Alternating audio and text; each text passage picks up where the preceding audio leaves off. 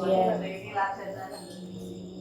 minggu berikutnya insyaallah nanti masuk ke yahidul haid wan nifas, kemudian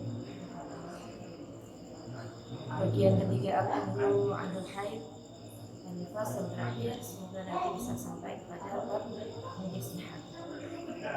Hari sebelumnya kita tawassul dulu, mudah-mudahan kita semua diberikan kesehatan, diberikan inayah oleh Allah, bisa menjalankan ibadah dengan sebaik-baiknya dan bisa mendapatkan manfaat.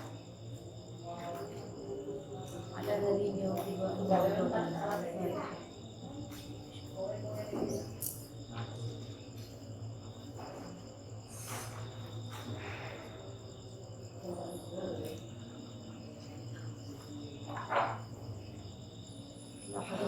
Mustafa Muhammad sallallahu alaihi wasallam, ثم إلى أزواجه وذريته وأصحابه والعلماء والمصنفين، ونخص خصوصا إلى مصنف الأنبياء والفاضل والفاتحة.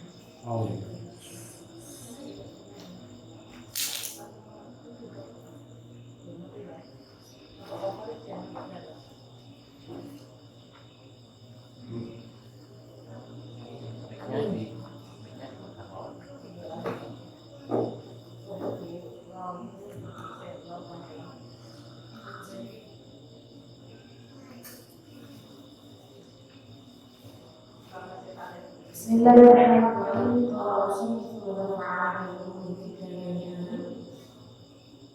Ad-darsul awal,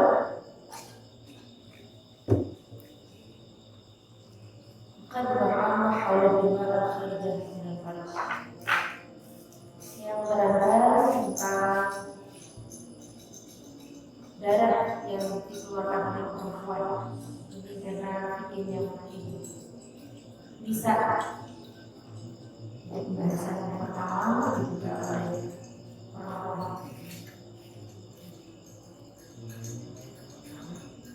Ada 3 darah sebelumnya yang dikeluarkan oleh perempuan dari vaginnya. Ini sekiranya bahasa Jawa, bahasa Indonesia. Baik, bahasa Indonesia saja. Yang pertama adalah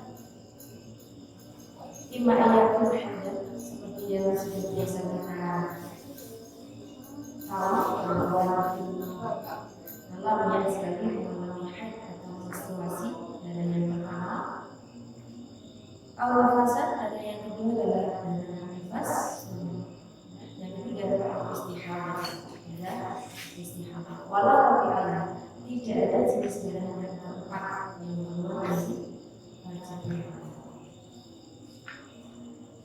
Mungkin sekilas saja di haid itu seperti apa sih? Ta'aruf haid.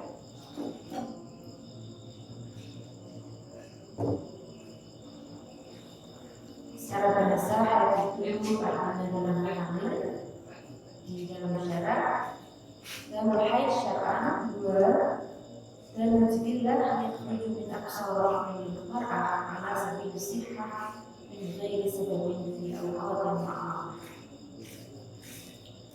Apa itu yang disebut dengan haid menurut syariat Islam? Awalan, yang pertama bahwa haid itu dimaknakan sebagai darah jibillah, ayat tapi tiba asali. Maksudnya adalah darah yang memang alami, natural, yang keluar dari rahim seorang, dari rahimnya melalui vagin. Jadi alami, perempuan yang sehat, yang normal, yang produktif, itu akan diberikan nikmat. Sini saya menyebutnya nikmat karena nanti akan disampaikan dengan banyak hal yang sebenarnya itu maslahah untuk perempuan dan sehat. Jadi darah yang alamnya keluar itu kategori yang pertama dari haid. Kemudian dari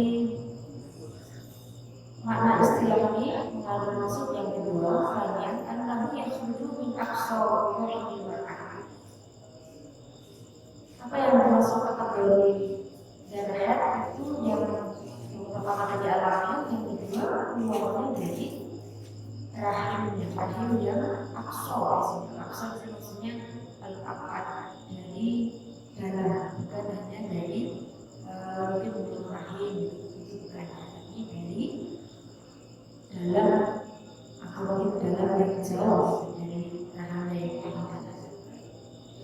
Lalu kategori yang ketiga, ayat kerja ala sabil sihah ghairi sababi.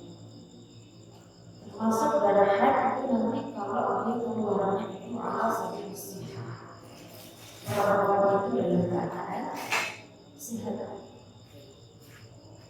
Bila dalam nifas dan istihara, berbeda dengan dalam nifas yang keluarnya itu tidak alamiah, dia sehat begitu, tapi ada sesuatu yang ini.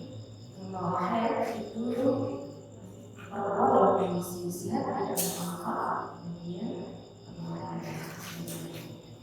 Dan yang terakhir, anahu awqatan khusus, ada waktu khusus, waktu tertentu yang itu bisa menjadi siklus rutin bagi perempuan. Karena dia siklus, walau akal walau. Jadi waktu haidnya itu ada masa minimumnya, masa paling pendek, walau akal, dan ada masa paling lamanya, walau masa yang, dan juga ada masa umumnya perempuan itu durasi atau siklus haidnya itu berapa itu ada. Jadi dari definisi ini kita tahu perempuan bisa mendeteksi kalau dia mengalami termasuk atau haid atau bukan. Kalau darah itu keluarnya yang pertama tadi natural alamiah, kemudian keluarnya dari rahim dalam rahim, bukan sekedar dari luar di luar. Yang ketiga keluarnya dari posisi sehat, dan yang mana ada khusus, ada waktu tertentu, ada siklus. Kalau saat kategori itu terpenuhi, maka ini yang disebut dengan darah. Saya yakin kita semua, khususnya para putri, ibu, bisa menyimak mungkin kitabnya belum ada di depan, masalah. Kemudian apa dasar dari haid itu? Al-aslu haid. Dan dasar normatif dari Al-Quran disebutkan al-aslu haid. Allah Ta'ala, a'udzu billahi minasyaitonir rajim.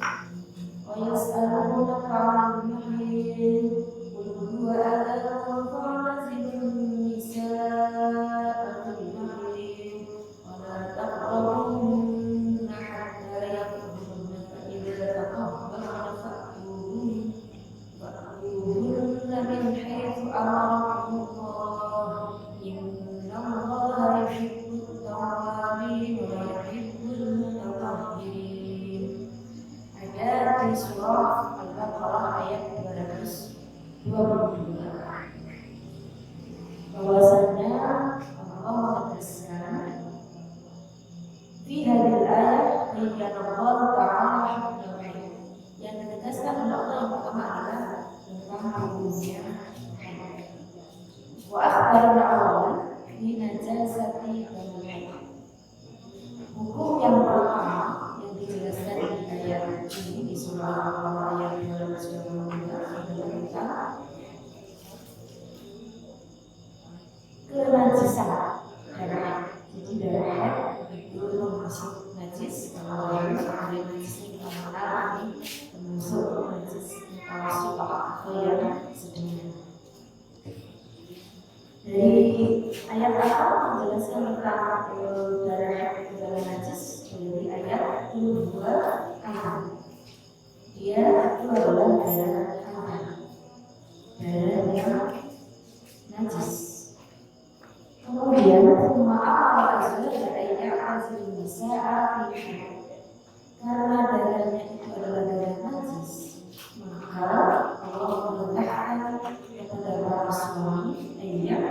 nisa fil mahid, untuk menjauhi perempuan dari sahaya. Apa yang dimaksud dengan menjauhi di sini? Ya tazilu mubasyaratan nisa fi ma baina surah. Bukan kemudian dijauhi tidak soal gitu maksudnya tidak. Tetapi yang dimaksud di sini adalah menjauhi dalam hal mubasyaratan nisa fi ma baina surah. Menjauhi untuk tidak menyentuh perempuan atau istrinya baik antara pusat hingga lututnya, ada zona merah seperti. Jadi oleh sama bisa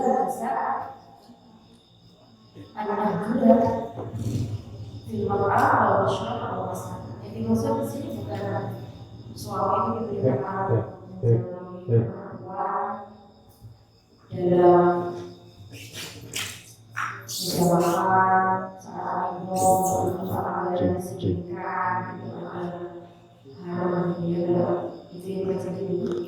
Ini disebutkan pada sini. Kalau nanti ke artinya itu melawan itu termasuk reaksi orang-orang yang berbeda. Mereka kalau istri-istrinya itu sudah haid dalam tradisi jahiliyah Yahudi, itu yang mereka jauhi bukan hanya mubasyarah dari sunnah, bukan hanya tidak bergaul saja, tetapi tidak mau mandang, tidak mau diladeni, dan bahkan kalau orang-orang yang sedang haid itu disebutkan maskan atau tempatnya, maka lahir ada tradisi hari dan isolasi perempuan. Ini cerita ini didapatkan dari hadis Anas diriwayatkan dari sahabat Anas, al-yahuda kanu idza hadatul mar'atu fihi lam yu'aqiluha wa lam yujadiluhunna fil buyut.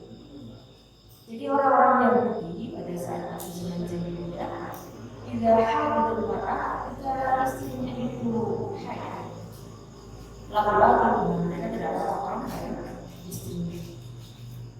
Walau yujadiluhunna fil buyut, mereka tidak mau hidup dalam satu rumah. Jadi dapat sekali mereka masuk bikin rumah sendiri, itu isolasi istri-istrinya yang sedang haid. Nah, dari kejadian itu masalah ashabul Nabi sallallahu alaihi wasallam an-nabi. Karena tradisi itu para sahabat lalu bertanya kepada Nabi. Dan pertanyaan para sahabat ini yang menjadi sebab nuzul al-sahabat turunnya surah Al-Baqarah ayat 295. Fa'anzalallahu ta'ala wa yas'aluna 'anil mahid dan wa'azim nisa'a fil. Lalu jawaban Rasulullah ini kok ada tradisi kayak ini, benar nggak sih? Ganti mic. Wah, ini lebih cekok.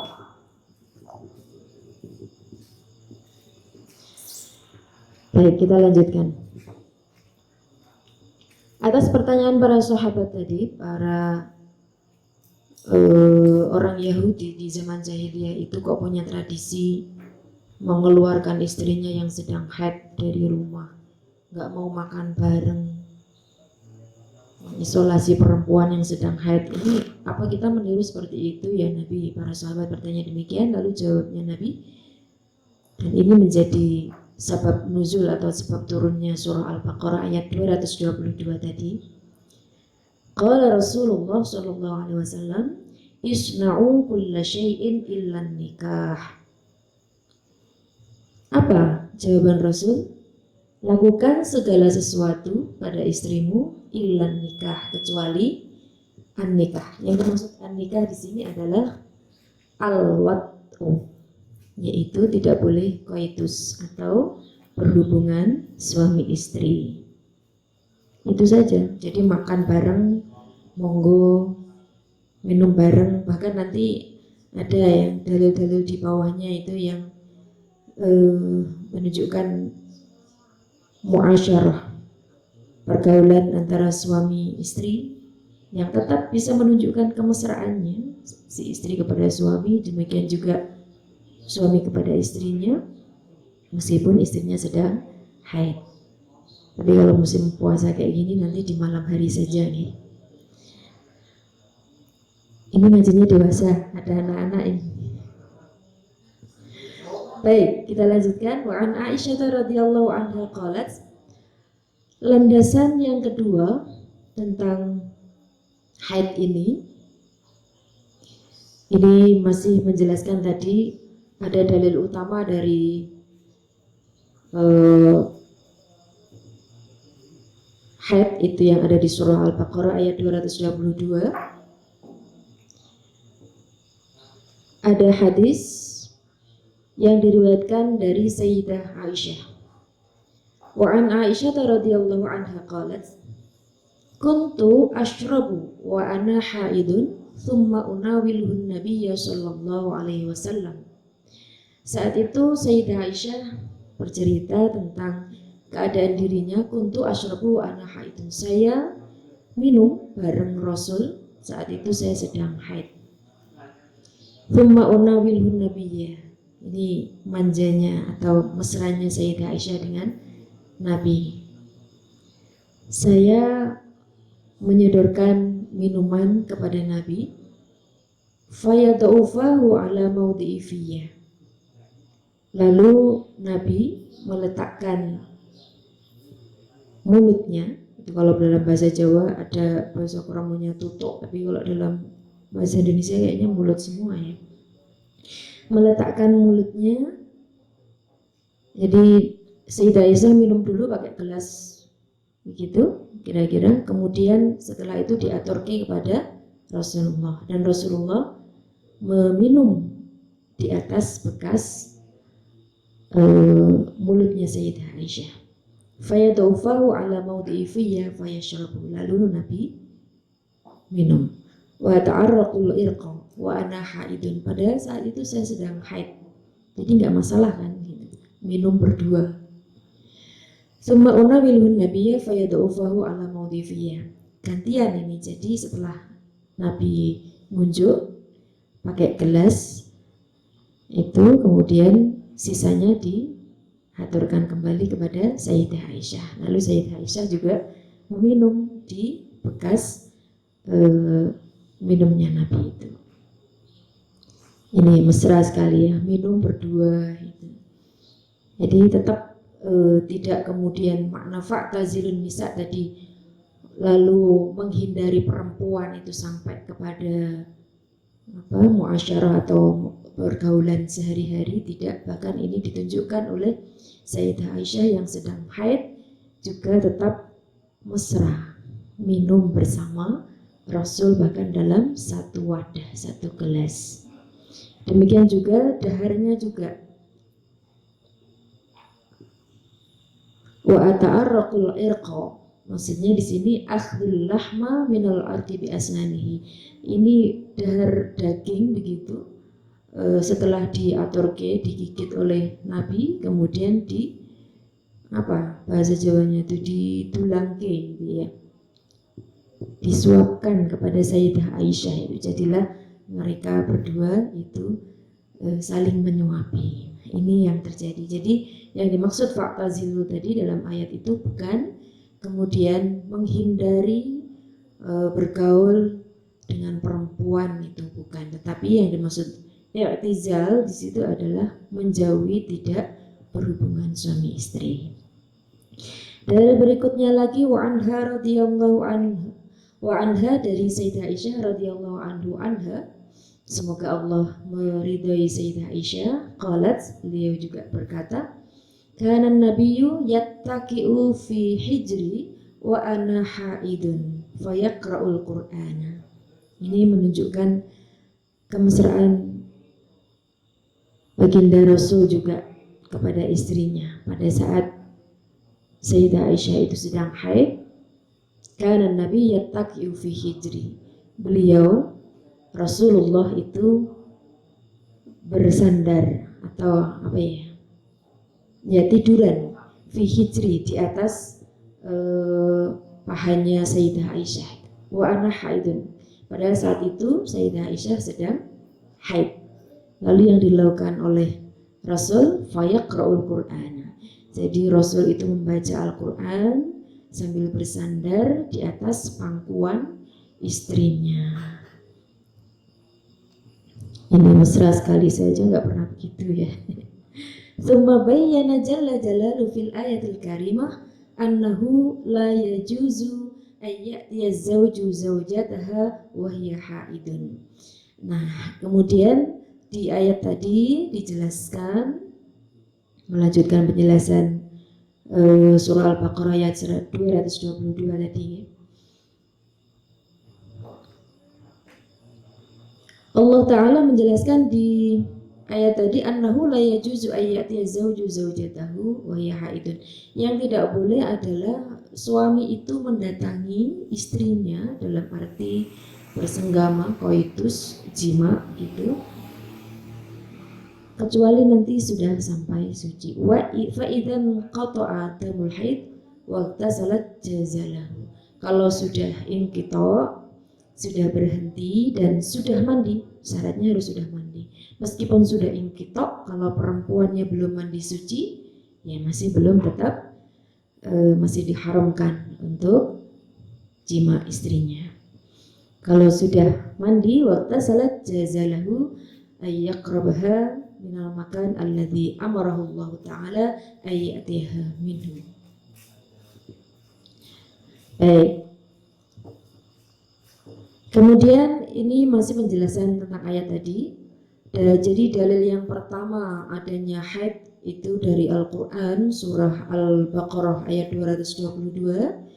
Sedangkan dasar dari hadis di sini disebutkan wal aslu fil haid minas sunnah an-nabawiyah iddatu ahadits. Ada banyak hadis yang menerangkan tentang haid itu.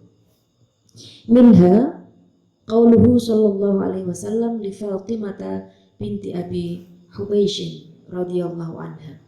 Di antaranya adalah hadis yang ditujukan untuk Sayyidah Fatimah binti Abi Hubaysh. Apa bunyi hadisnya? Rasulullah bersabda, "Fa idza aqbalatil haidatu fatruki as-salata."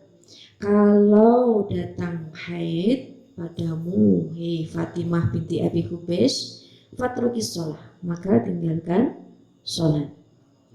Fa idza dhahaba qadruha, kalau sudah lewat waktunya haid, fagsili angki ad-dama wa sholli, maka mandilah, bersihkanlah dirimu dari darah haid, wa sholli, dan sholatlah. Ini diantara dasar yang menjelaskan adanya haid gitu ya. Baik, jadi saya kira sudah banyak diketahui, mungkin yang kadang-kadang kita sedikit lupa itu, ini dasarnya dari Quran apa sih, dari hadis apa sih. Alhamdulillah kita murojaah malam ini kembali kita mengetahui, mendalami bahwa hal-hal yang mungkin banyak orang menganggap itu tabu dan seterusnya, ternyata ini suatu hal yang harus difahami, harus dimengerti. Bahkan perempuan hukumnya fardhu ain untuk belajar tentang fikih kewanitaan. Ini karena akan bersangkutan dengan sah tidaknya ibadah kita.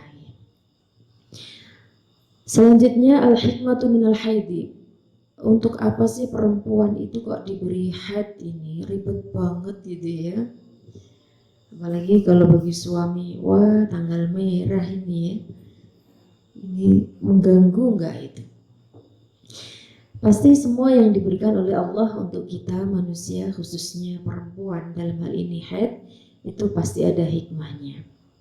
I'lam waffaqani Allah wa iyyak annal haidha syai'un katabahul khaliq jalla jalaluhu wa ta'alat 'azamatuhu ala banati adama ikhtibaran wabtila'an.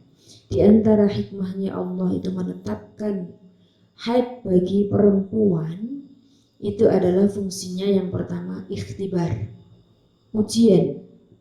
Perempuan ini diuji. Ibaratnya kita mau naik kelas ya diuji. Baru senang-senangnya masuk Ramadan, puasa dapat sehari, tahu-tahu haid gitu. Baru senang-senangnya sama suaminya, ternyata tamunya datang. Coba ujian. Wabtila'an wamtihanan. Ini cobaan. Apakah perempuan bisa menerima dengan ikhlas, dengan sabar atau tidak? Atau justru merasa bebas, gitu ya. Kadang-kadang perempuan merasa free, tidak punya tanggungan, lalu kadang-kadang kebablasan, sudah waktunya inqitok, sudah waktunya suci, malah lupa untuk mandi. Jadi betul-betul ujian bagi perempuan. Waqad sabata fi sahihi an Aisyah radhiyallahu anha qalat qala Rasulullah sallallahu alaihi wasallam fil haid inna hadza amrun katabahu Allahu ala banati Adam. Jadi haid itu memang ketetapan Allah yang ditujukan untuk para perempuan anak Adam. Ya, lumrah sekali seperti itu. Sehingga ini sebenarnya adalah nikmat yang diberikan oleh Allah kepada perempuan. Antara lain haid itu akan menunjukkan yang pertama normalnya seorang perempuan, dia menjadi perempuan yang sehat. Salah satunya ditunjukkan dia bisa mengalami haid pada waktunya. Sebagai tanda balik perempuan itu sudah memasuki usia dewasa apabila sudah menerima haid. Kemudian juga menunjukkan bahwa dia sehat, siap mengemban tugas yang mulia sebagai seorang perempuan. Itu artinya rahimnya memang betul-betul sudah siap untuk menjadi perempuan yang sempurna, yang nantinya akan melahirkan generasi penerus. Itu diantara hikmahnya, justru menjadikan perempuan itu sehat kalau haidnya rutin. Jadi darah yang pertama adalah haid. Kemudian darah yang kedua itu tadi sudah disebutkan ada nifas. Tentu saja kalau nifas ini kaitannya adalah perempuan itu mengalami hamil lalu melahirkan. Ta'rifun nifas ad-damul khariju ba'da faraghir rahimi minal hamli. Kalau tadi haid itu adalah mekanisme yang diberikan oleh Allah untuk metabolisme tubuh perempuan pada saat indung telurnya atau ovumnya tidak dibuahi lalu dia keluar, maka diberikan mekanisme haid supaya dia sehat. Nah, ketika dibuahi lalu menjadikan perempuan itu hamil, ada nanti mekanisme untuk membersihkan rahimnya lagi ini, supaya dia sehat lagi ini ya, yaitu disebut dengan nifas. Karena nifas itu pengertiannya adalah at-damul kharij ba'da faraghir rahmi minal hamli. Darah yang keluar sesudah rahimnya itu selesai dari kehamilan. Nah, ini apa yang dimaksud dengan itu? Kapan yang disebut dengan nifas itu? Apakah begitu melahirkan langsung itu namanya darah nifas, An-nifasu huwa dzalika ad-damu alladzi yakhruju ba'da faraghir rahmi. Jadi sesudah faragh rahimnya itu sudah bersih dari kehamilan. Wa in kana al-maulud 'alaqatan aw mudghatan. Meskipun yang dilahirkan itu 'alaqah atau mudghah. Jadi belum dalam bentuk bayi yang sempurna, tetapi masih dalam bentuk 'alaqah atau segumpal darah, aw mudghah segumpal daging. Jadi perempuan yang mengalami abortus, ya, keguguran, itu juga tetap mengalami nifas sesudahnya. Qalat qabilatun annaha mabda'u khalqin adami. Jadi meskipun yang keluar tadi baru bentuknya segumpal darah atau segumpal daging, tapi itu adalah mabda'u khalqin adami, permulaan dari penciptaan manusia atau embrio manusia. Sehingga ini tetap darah yang keluar sesudah embrio ataupun janin yang sehat sempurna itu tetap disebut dengan nifas.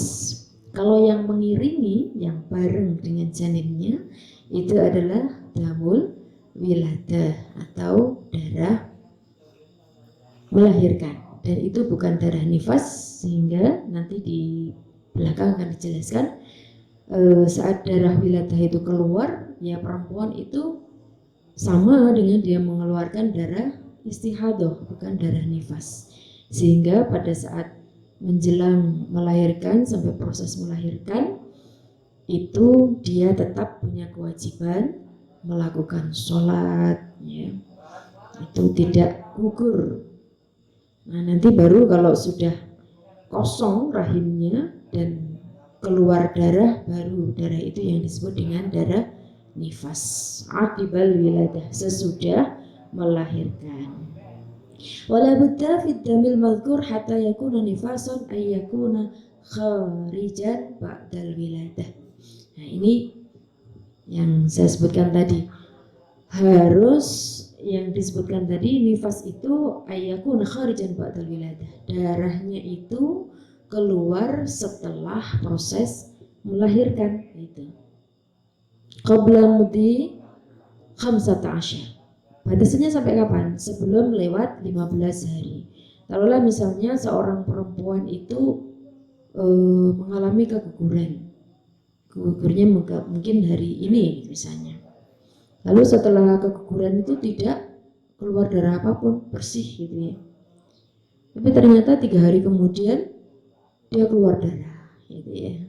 Nah ini darah apa? Nanti banyak kasus seperti itu, insya Allah pada masanya akan dibahas ya. Jadi sebelum lewat 15 hari dalam kitab ini disebutkan itu masih dalam kategori nifas gitu ya.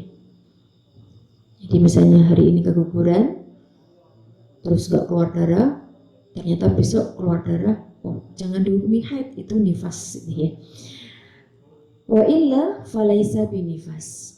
Kalau sudah lewat dari 15 hari baru keluar darah, jadi misalnya melahirkan hari ini, 15 hari kemudian baru keluar darah, nah itu bukan darah nifas.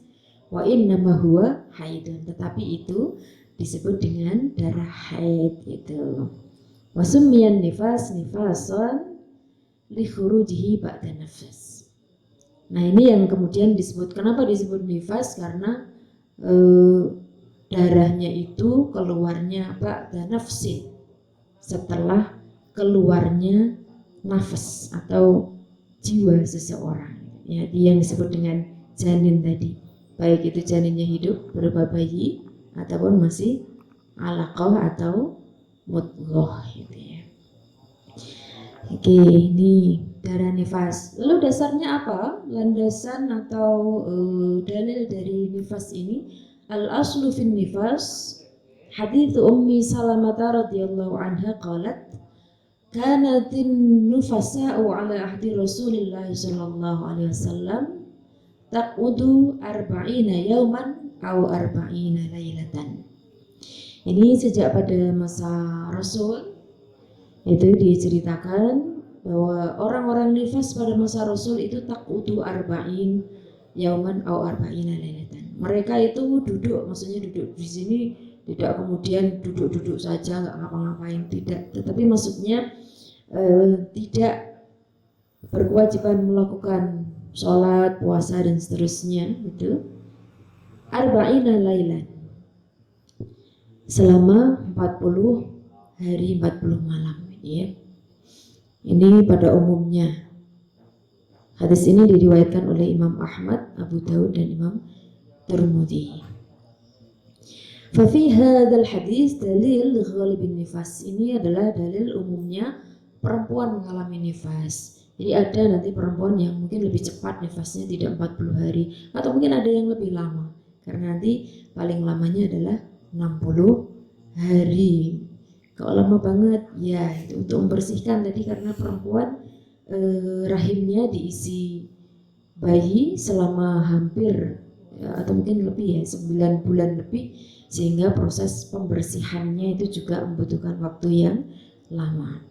Wa annahu arba'una yauman wa amma aqalluhu fa huwa lahdhu. Ada juga perempuan yang mengalami nifas itu cukup sebentar saja.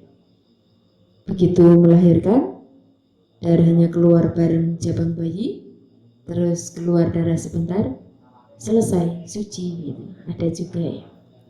Tapi ada juga yang lebih lama dari 40 hari itu. Wa aktsaruhu sittuna yauman. Ada yang sampai 60 hari, berarti 2 bulan.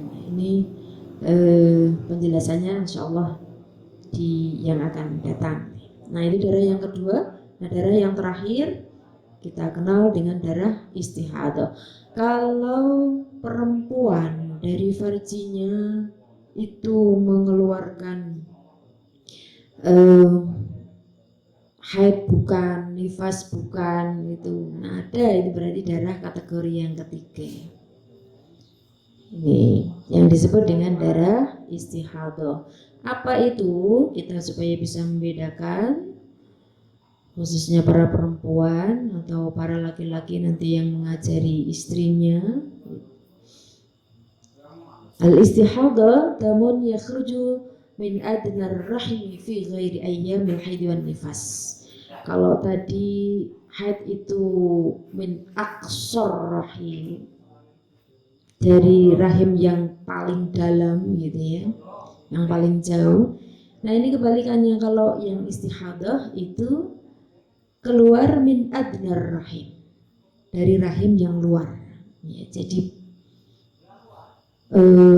bukan dari dalam rahim. Biasanya kalau dalam bahasa kedokteran disebut dengan pendarahan gitu ya. Nah, keluarnya itu untuk gampangnya perempuan bahasa Jawanya niteni gitu ya, fi ghairi ayyamil haid wan nifas, di luar siklus haid dan juga di luar masa nifas itu. Jadi ini waktu itu sangat penting bagi perempuan. Maka khususnya mengingatkan saya sendiri ya, begitu datang manik kita itu atau haid, nifas itu, segera kita punya catatan khusus, kalender khusus, dikasih tanda. Ini datangnya hari apa, jam berapa, karena nanti untuk jaga-jaga, jangan-jangan siklus kita itu berubah dan mengalami mungkin gangguan hormonal begitu, sehingga suatu saat di luar siklusnya sudah keluar darah. Kalau kita tidak punya catatan, ini yang berbahaya. Kita akan masuk ke kategori perempuan yang nanti pada bab istihadah itu macam-macam gitu ya. Nah, ini penting sekali. Patokan paling gampang kita bisa membedakan darah itu haid, nifas atau istihadah. Kalau nifas gampang ya, asalkan habis hamil, melahirkan gitu kan, gampang gitu. Tapi dengan istihadah, kadang-kadang di nifas pun juga kita akan mengalami istihadah. Semua akan berkaitan dengan waktu. Jadi mencatat waktu datangnya manik ini sangat penting bagi perempuan. Nah, darah yang ketiga ini yaitu darah yang terakhir minat dima al kharijah minal farj, itu yuqalu damu fasadin, disebut sebagai darah yang rusak, ini darah penyakit begitu ya. Ai anna damal istihadah ma ada damil haidi wan nifas. Wa ma'na dzalik anna kulla damin lam nahkum alaihi bi annahu damu haidin wa lam nahkum alaihi bi annahu damu nifas fa innahu yakunu dama istihadah tajibulahul ahkam allati sayati dzikruha. Jadi kalau darahnya itu tidak termasuk kategori haid dan nifas, yang ciri-cirinya diantaranya itu tadi keluarnya min adnar rahim, dari rahim bagian luar gitu ya, atau keluarnya itu fi ghairi ayyamil haidi wan nifas, di luar waktu haid dan nifas, maka ini yang disebut dengan darah istihadah. Dan ketika darah istihadah keluar, perempuan tetap berkewajiban melakukan sholat, puasa, dan lain-lainnya. Baik, yang terakhir kita akan sedikit singgung tentang dasar hukumnya istihadah itu apa ini? Ada nggak sih itu? Ya, ini ada banyak hadis ternyata yang berbicara masalah istihadah. Mungkin untuk menyingkat saja, nah ini pembukaan malam pertama, cukup kita sampaikan satu saja itu ya. Yaitu hadis yang diriwayatkan an Fatimah binti Abi Hubais anha kanat tustahad faqala laha nabi idza kana damul haidi fa innahu damun aswadu yu'raf. Ada Fatimah binti Abi Hubais lagi ini ya, itu keluar darah, lalu Nabi bersabda, kalau darahmu yang keluar itu darah haid, itu ciri-cirinya damun aswadu yu'raf, darahnya hitam dan sudah diketahui, maksudnya waktunya juga sudah jelas. Idza kana dzalika fa amsiki anis shalah, kalau darah itu yang keluar maka ya sudah, kamu nggak perlu sholat. Fa idza kana al-akhar, kalau darahnya ternyata lain, tidak hitam dan tidak dari waktunya haid begitu, fatawaddoi wasolli, maka kamu tetap harus wudu dan sholat. Fa innama huwa irqun, karena sebenarnya yang keluar itu adalah irqun, darah istihadah. Nah, ini Nabi dalam hal ini menjelaskan fabayyana sallallahu alaihi wasallam al-farqa baina damil haid wal istihadah min khilalit tamyiz bainad dima, fadamul istihadah yughayiru damal haid wa damul istihadah yakhruju min irqin. Ya. Jadi ini diantaranya perbedaannya, Nabi menyebut darah istihadah itu min irqin, yaitu darah yang keluar bukan dari qa'rir rahim, berbeda dari darah haid yang keluarnya memang dari dalam rahim gitu ya. Nah, ini apa yang dilakukan oleh Sayyidah Fatimah binti Abi Hubais tadi? Ya Rasulullah, inni imra'atun ustahadu fala aturu afada'u sholah. Nah, kalau itu yang terjadi pada saya ya Rasul, saya istihadah begitu, lalu belum mampet ini, apa saya ninggalin sholat ya Rasul itu? Lalu Rasul bersabda, la, kalau itu istihadah, innama dzalika irqun, itu darah istihadah, walaysa bil haidah, bukan darah haid.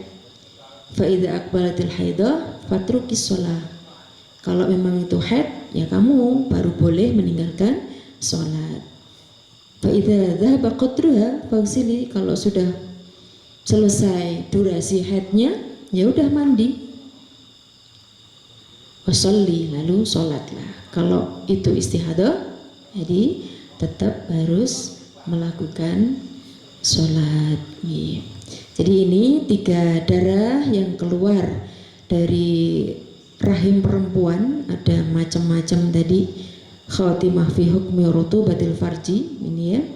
Jadi ada yang basah-basah yang keluar dari farjinya perempuan. Maaf, ini malam pertama ngajinya tentang basah-basah ini ya. Mimma yanzilu minal farji walaysa daman, ini ada ya ternyata. Kalau yang keluar di luar 3 tadi bukan darah haid, bukan darah nifas, bukan istihadah, tapi rotubah atau basah-basah ini ya. Di situ ada disebutkan ma'un abyadu mutaraddidun bainal madhi wal irqi. Nah ini ada basah-basah perempuan dari farjinya itu. Ini madhi apa istihadah ya ini. Lalu perempuan itu jadi bingung ya. Ini sering ini kalau ini perempuan ini apa sih ya itu ya. Hal hiya tahirah am najisah, ini suci apa najis ini kan. Khulasatu hukmiha annaha in kharajat minadh-dhahiri falaysat binajasah.